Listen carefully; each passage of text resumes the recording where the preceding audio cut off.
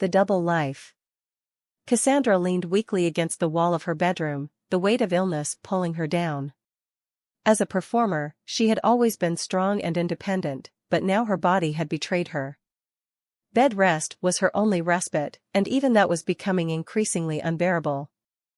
Her thoughts were filled with worries, and the ache in her heart seemed to grow heavier with each passing day.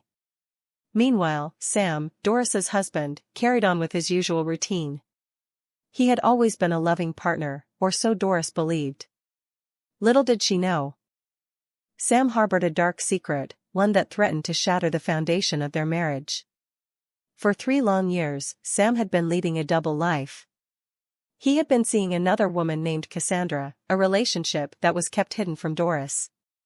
Cassandra, too, was oblivious to the existence of Doris. Sam had managed to maintain this intricate web of deceit, living 2 separate lives without either woman suspecting a thing. The truth came crashing down upon Cassandra when her illness became too severe to ignore. Bedridden and in need of assistance, she made the difficult decision to hire a nurse to help care for her and Sam's 2-year-old son, unaware of the unforeseen consequences this choice would bring.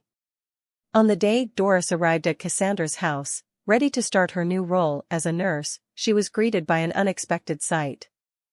The door swung open, and to her astonishment, Sam stood before her. Their eyes met, and for a brief moment, time seemed to stand still.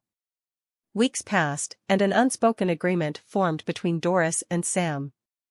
In Cassandra's house, they pretended to be strangers, hiding their true identities from one another while maintaining their respective roles. Doris tended to the needs of their son, never letting on that she was aware of Sam's presence. Throughout this charade, tension simmered beneath the surface. Sam and Doris engaged in terse conversations whenever the opportunity presented itself, their suppressed emotions threatening to spill over. Their arguments grew more frequent and intense, fueled by the weight of their secret lives. One fateful day, as Doris and Sam engaged in a heated exchange, unaware of their surroundings, their words reached unintended ears. Cassandra had been standing 2 feet from them, listening intently to their conversation. Her son began to cry, and the sound distracted Sam and Doris, momentarily breaking their confrontation. Their eyes were drawn to Cassandra as she stood exposed.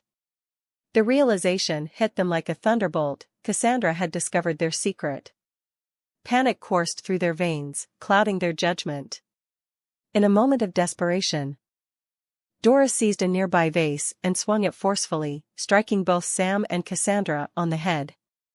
The impact sent them reeling, collapsing to the ground. The room fell silent, save for the whimpering cries of Cassandra's frightened child. Cassandra's heart pounded in her chest as she rushed up the stairs, driven by instinct and fear.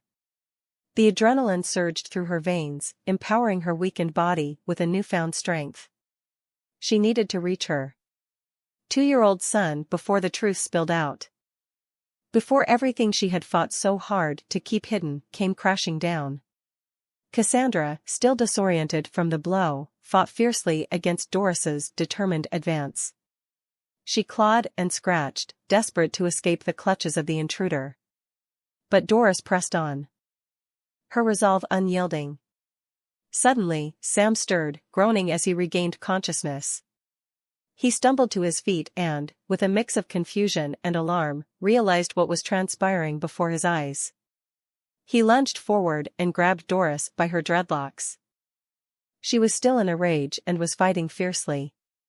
Cassandra's 2-year-old son had wandered out into the hallway.